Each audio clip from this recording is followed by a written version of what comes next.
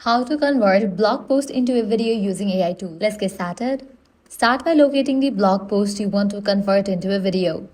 Copy the URL of that article.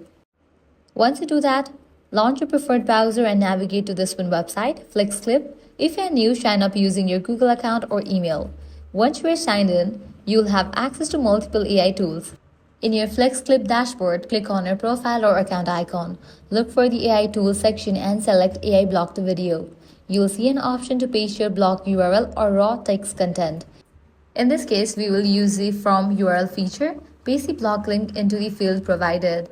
Next, pick a video style or theme that fits your content.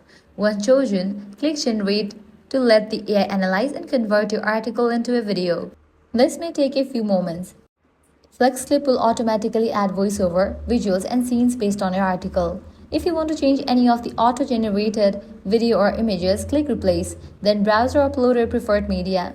When satisfied with the content, click Apply. Choose whether to add new scenes or replace existing ones. We recommend adding after existing scenes. Now your video will be generated and placed on the timeline. Give it a title and you are ready to go.